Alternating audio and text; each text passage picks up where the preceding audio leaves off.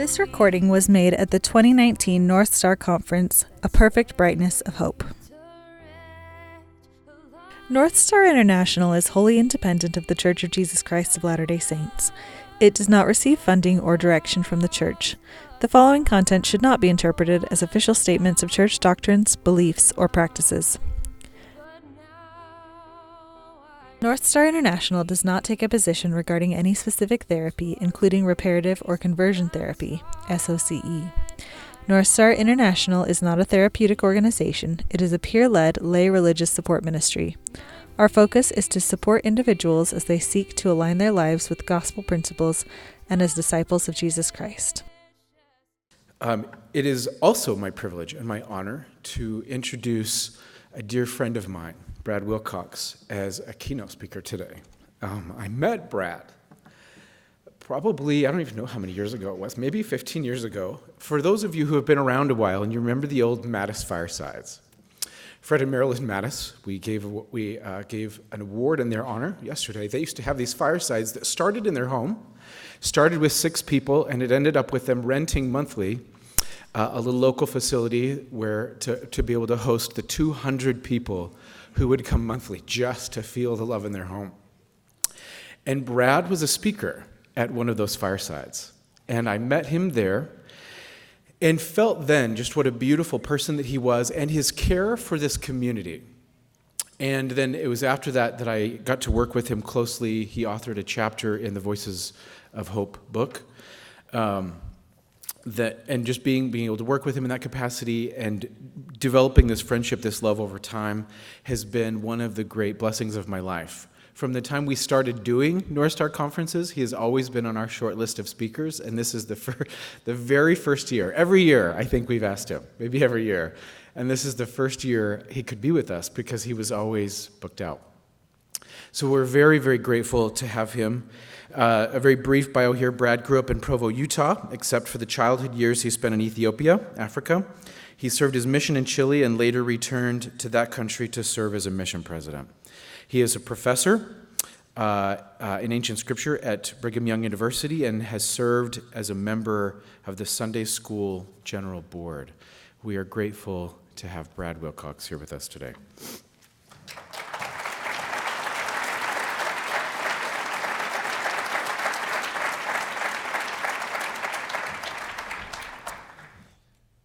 I have enjoyed so much being here this morning. I know that you had a chance to meet Tamu yesterday. She's a good friend, as is Gaynalyn Condi, who also came and spoke to you. So I know that you had a wonderful day yesterday, and I'm looking forward to being with you today. Now, I wanted to bring to your attention an article, a study that was done by Daniel Judd. Dan Judd was just named as the new dean of religious education at BYU. And last year, in the American Psychological Association journal, he and several other professors published the results of a study having to do with grace. They said the study included 635 Latter-day Saint University students, and they found that as these Latter-day Saint students understood the doctrine of grace, that it led to lower levels of depression, lower levels of anxiety, lower levels of perfectionism, lower levels of scrupulosity, or the feeling that you always have something to confess, and also lower levels of shame. Now, it's remarkable because we know that doctrine understood can make a difference in our lives and a difference in our choices. But here is a study that's been published that shows the power of that doctrine. As we see young people who have been affected as they come to understand grace. So today, for just a few minutes, let's see if we can't come to a better understanding of this incredible doctrine that makes a difference in our lives. When I was asked to speak to some primary children, they said, would you talk to the kids about grace? And I thought, gosh, how do explain that to little kids.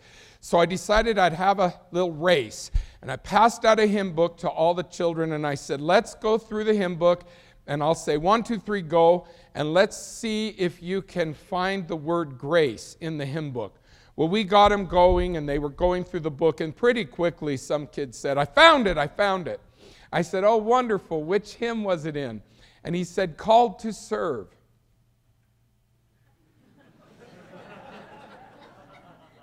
I said, I don't remember grace being in that hymn. And he said, well, it's right here. And he holds up the book and he points to the bottom of the page where we all found out that the hymn was written by Sister Grace Gordon. One of the teachers said, well, that puts a whole new twist on being saved by grace. Maybe these kids could picture Sister Gordon showing up in a superhero costume or something and saving the day. But again, I don't think it's just children who don't quite know how to respond or understand that phrase, saved by grace. So today, let's learn a little together.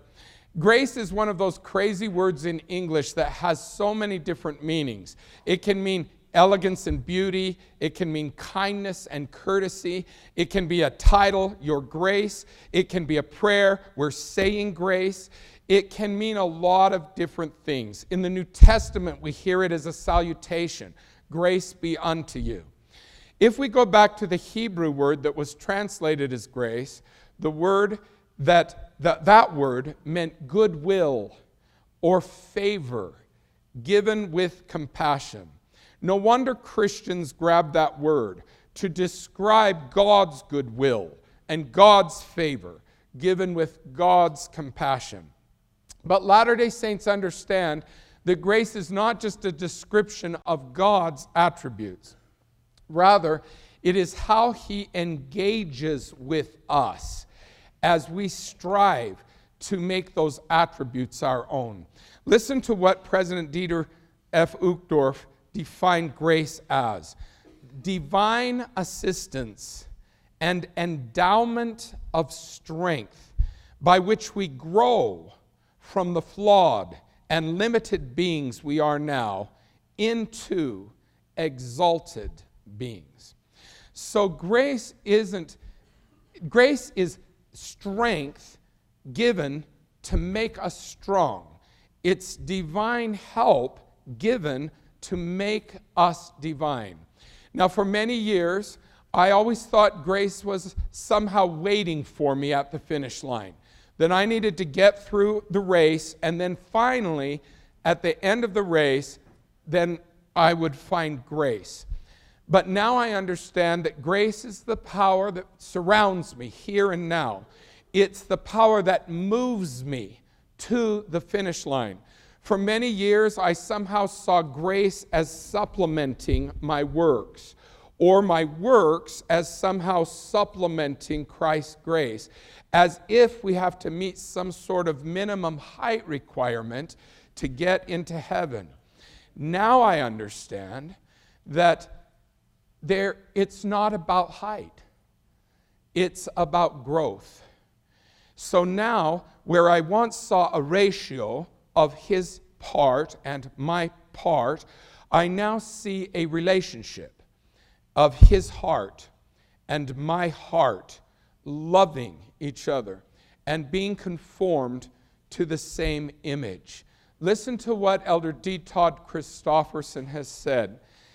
We do not need to achieve some minimum level of capacity or goodness before God will help. Divine aid can be ours every hour of every day, no matter where we are in the path of obedience. That is comforting to know that grace is not forever out of my reach. It's not something that's forever waiting for me. Because we all say, well, all you have to do is your best. All you have to do is your part. Well, yeah, all you have to do. Well, surely you could have read your scriptures for 5 more minutes, and surely you could have gone to church with a better attitude, and surely you could have served someone or ministered just a little bit more sincerely. And as we start pushing ourselves to do our best, then we are forever pushing God's help and God's willingness to assist out of our reach. So it's comforting to know that grace is here and now. Many Christians use the word grace to define every divine interaction. Everything falls into this category. But we're wise to remember that God has a whole umbrella that covers the many ways that He reaches out to bless our lives. We have answers to prayer. We have tender mercies. Those are a little different than grace. And I'll tell you why that's important to know.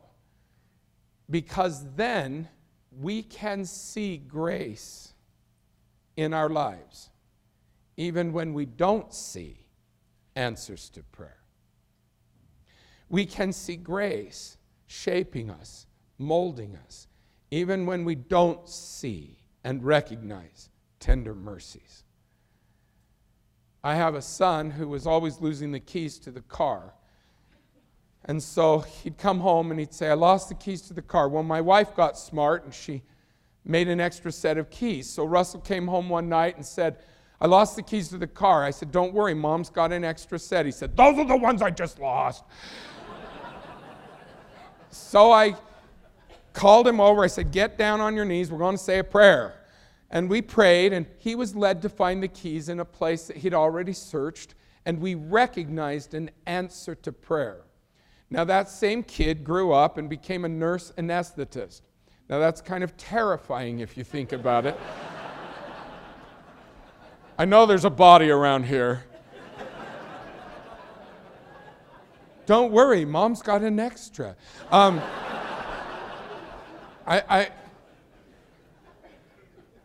But he was, during his training, he was sent to a hospital that was about 5 hours away from where they were living in California. And it scared my little daughter-in-law to death because that meant she had the 2 toddlers and the brand new baby who wasn't sleeping well, who wasn't eating well. And she thought, how am I going to handle this without his help when he's away for days at a time? The minute the rotation started, the baby started eating better, holding down the food.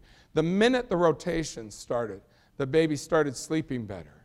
Now, we recognized a tender mercy.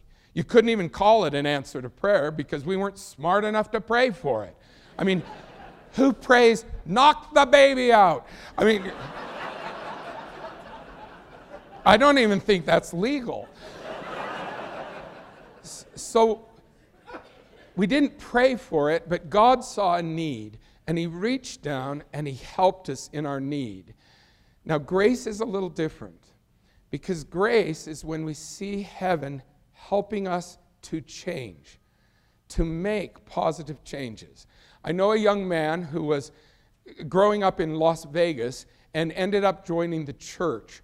He was interested in going to different churches, and it bothered his stepfather to no end because his stepfather said, for peace sake, you're young. This is when you're supposed to be smoking pot. This is when you're supposed to be drinking. This is when you're supposed to be sleeping around. So what the heck are you doing going to churches?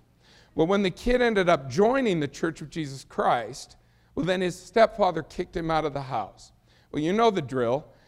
You know, family in the ward took him in, helped him get ready for his mission. He was in the MTC, and he wrote me a letter that said something like this. Some general authority just came and told us we're supposed to love our parents. So that's a hard one for me. How am I supposed to love somebody I can't stand? How am I supposed to love somebody I have no respect for? How am I supposed to love somebody that I hope I never see again? And then he wrote this. I guess for me right now, love is going to have to mean that I feel sorry for him and that I won't give up hope that he can change. That's grace. When our heart says, I can't forgive, and heaven says, yes, you can. When our heart says, I can't love, and heaven says, yes, you can. When our heart says, I've tried so many times, and heaven says, try once more. That's when we see grace in our lives. We sing a hymn in the church, I stand all amazed at the love Jesus offers me, confused at the grace that so fully he proffers me. When Charles Gabriel wrote the hymn, confused didn't just mean bewildered. It meant standing in awe. Confused, standing in awe of the grace, the enabling power that so freely he proffers me. That's another word we don't use very often. We use the word offer, but proffer is different. If we put the prefix pro onto offer, then we make proffer. It means we are proactively offering. I can offer Ty this pen, but do you see what he'd have to do to receive it? Now, if I proffer it to him, then I'm literally going to come. I'm going to put it in his hands. I'm going to make it almost impossible for him to refuse it. Now, think of the emblems of the sacrament. Not only do they have great symbolism for us, but how we receive them has symbolism as well. In many churches, people come forward to partake of the emblems of the sacrament.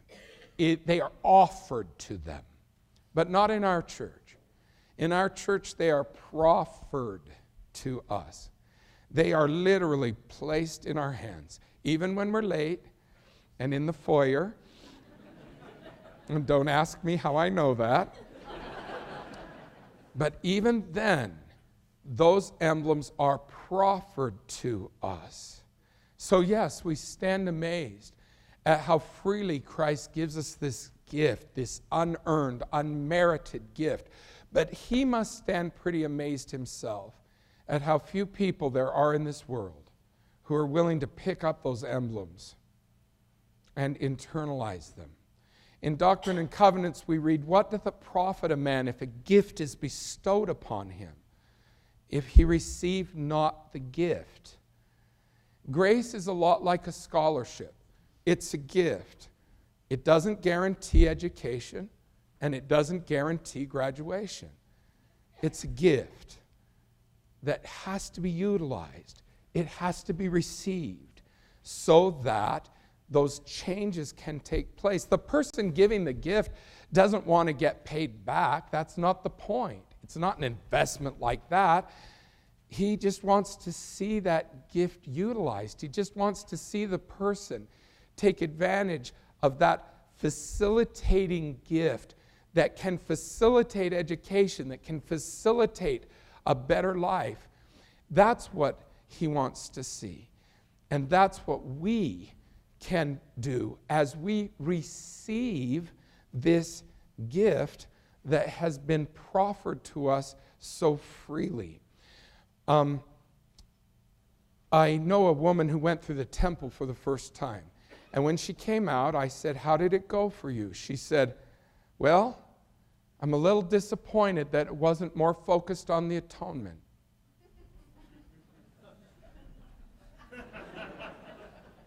I mean, I was blown away. I felt like, what is she talking about? She just walked through a forest, and now she's saying, I wish I had seen a tree. I mean, how did she miss that? But then I realized that she was expecting to see portrayals of Christ in Gethsemane. She was expecting to see portrayals of Christ on the cross. She was expecting to see portrayals of Christ rising from the empty tomb. Instead, she saw the story of Adam and Eve. That's when I needed to remind her of something that Bruce C. Hafen and his wife Marie have written. They said, the story of Adam and Eve is the story of receiving and engaging his atonement. In the temple, we are not taught how Christ gave us the atonement. We are taught how Adam and Eve received it. And they received it, as we all do, by covenant. Many Christians say, oh, you believe more in works than in grace.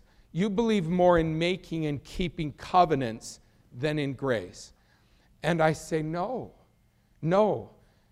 As we enter covenants, as we strive to keep covenants, as we stay in this covenant relationship, it is how we appreciate the grace that we've been given.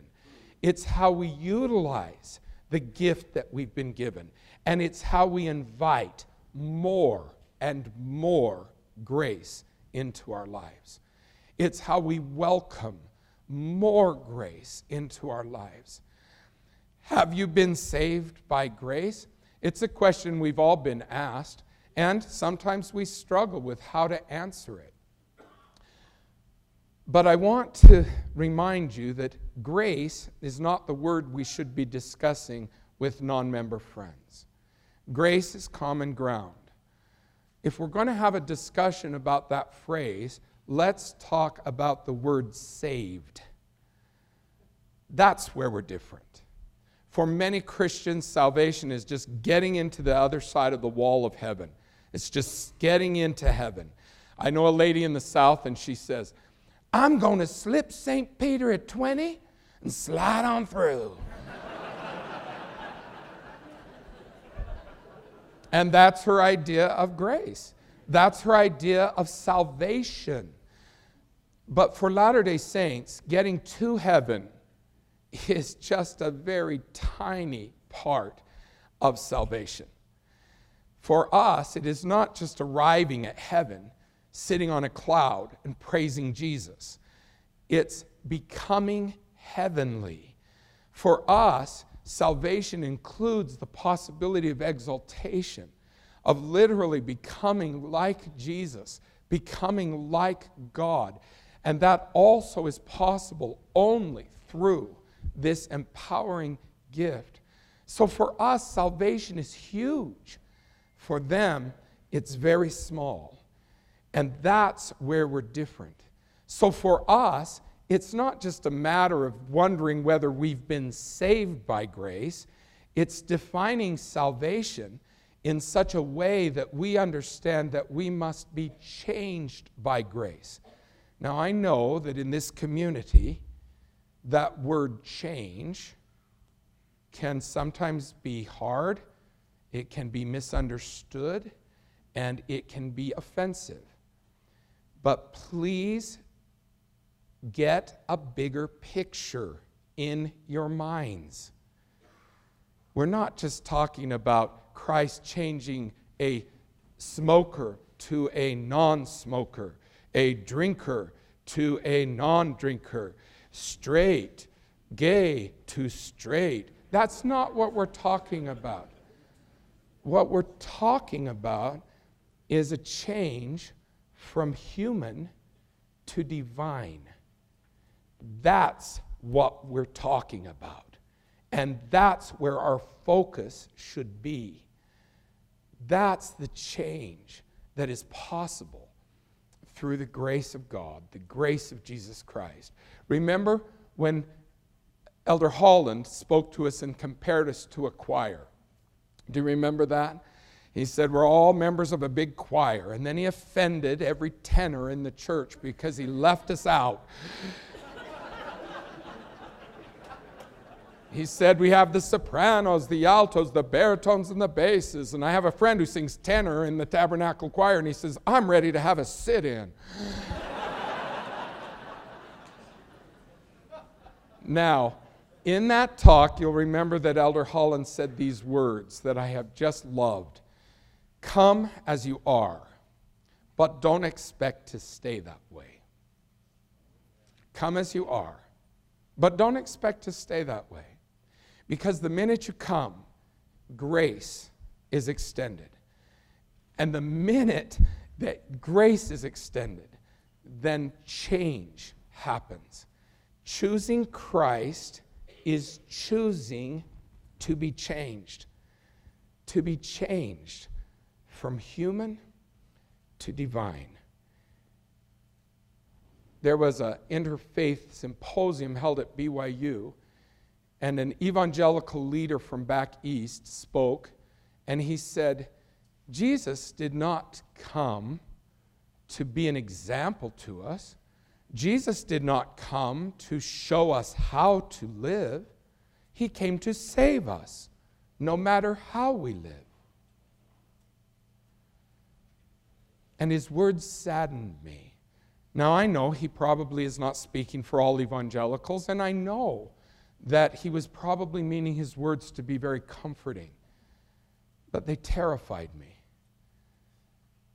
Because we know that Jesus did come to set an example, to show us how to live, and to extend the help, the divine aid, to help us live that way. The problem is that we all want that transformation to happen fast. We want it Harry Potter style. Poof, cadaver, cadaver. I think I just killed you. I don't know, it's been a long time since I read the books, but I think I just used the wrong spell. See, we all want change to happen quickly, and we get so frustrated when it doesn't. I met a young missionary, and then he was in the MTC, and he wrote me. He wrote me this letter. He says, "Where's God? Where's God when I need him the most? Why has he abandoned me?" I'm like, what the heck? You're in the MTC. God lives there. What are you talking about, where's God? He says, I have been here for 3 weeks and I still don't speak Spanish. Do you see what he wants? He wants Harry Potter style. He wants poof. You speak Espanol, poof, taco, burrito, enchilada, poof. See, that's what he wants. He wants to be changed immediately. And I guess God could change us as he changed water to wine in an instant. But change without challenge is not change. And strength too easily won is not strength. So he changes us. Week after week, and weakness after weakness. He's not interested in a change that's superficial, something that's cosmetic. He wants it to be deep down inside of us.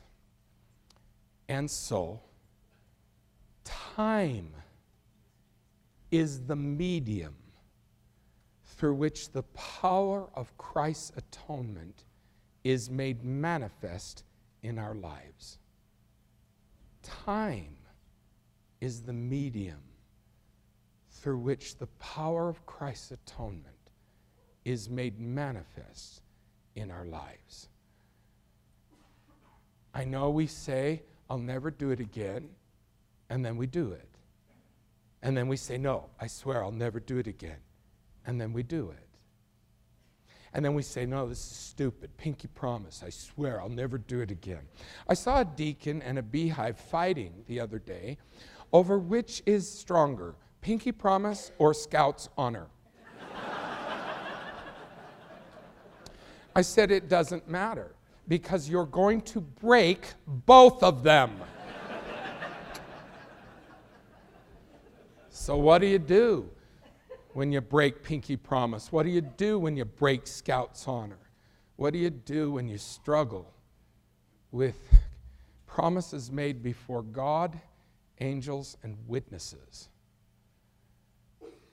You stay in the covenant A covenant is not a cold contract, says Truman Madsen, between party A and party B.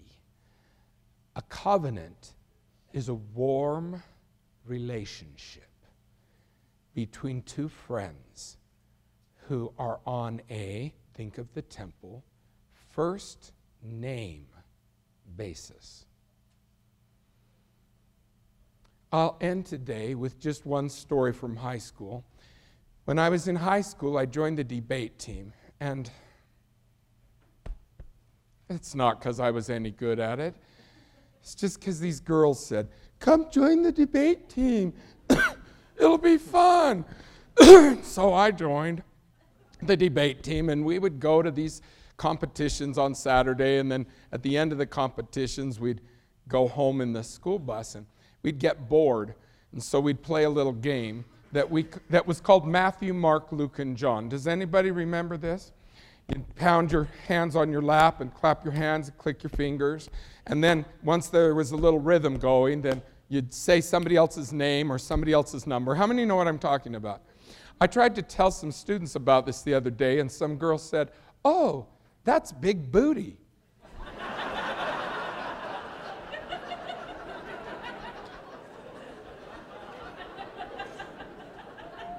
I said, "We called it Matthew, Mark, Luke, and John. We are obviously more righteous than you." Well, we'd play this little game, and then when somebody blows it, he goes to the back of the bus, and then everybody else moves up. And so, as we started into the game, I thought, hey, I'm doing well, I'm going to win this thing. I'm going to be right there at the front of the bus. And then all of a sudden, somebody would finally call my name or call my number, and then I'd freeze. Just, it's not hard. All you have to do is say a name, a number, that's it. 2, 4, that's all I had to say. But instead, I froze, and then they sent me to the back of the bus, and then I spent about 10 minutes saying, "This game is stupid. Anybody who likes this game is stupid." And I'd sing that song for a while. I think you know the tune. And then I'd start moving up again. And I'd think, okay, this time. Last time I blew it, but this time I'm going to make it. And then I'd freeze again and get sent to the back of the bus.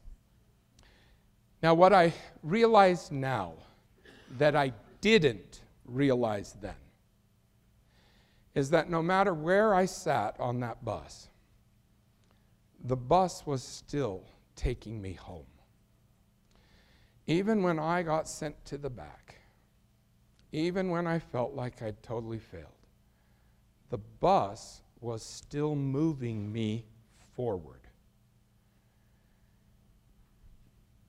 Please remember that. And when we struggle, we stay in our covenant. We stay on the bus. We stay in the church. Oh, are there people who don't get it? Yes. Are there people who don't understand? Yes. Are there people who are mean? Yes. But it's the only vehicle that's taking us where we want to go. We stay on the bus. We stay in our covenant relationship with Christ. We find that grace is not a reward for the righteous. It is the source of righteousness. It is not a prize for the worthy. It is the source of worthiness. And it is not waiting for me once I cross all the T's and dot all the I's and make it to perfection. It is the help that Christ offers in every step of the journey. I stand with those in the video and say, I know that my Redeemer lives. I know his atonement is real. It's not a myth. It's not a fable. I know the power that flows from that atonement. We call it grace. And that is a real power. It is not pretend. It's not a lucky charm. It's not self-fulfilled prophecy. It is real. I have felt it in my life. You have felt it in your lives, or you would not be here. I leave you with my testimony of the reality of those truths and the change they can make in our motives, in our desires, in our very natures. The eternal change that is within our grasp as we cannot just be justified, but sanctified, cannot just be forgiven and clean, but can be made holy. And I say this in the name of Jesus Christ. Amen.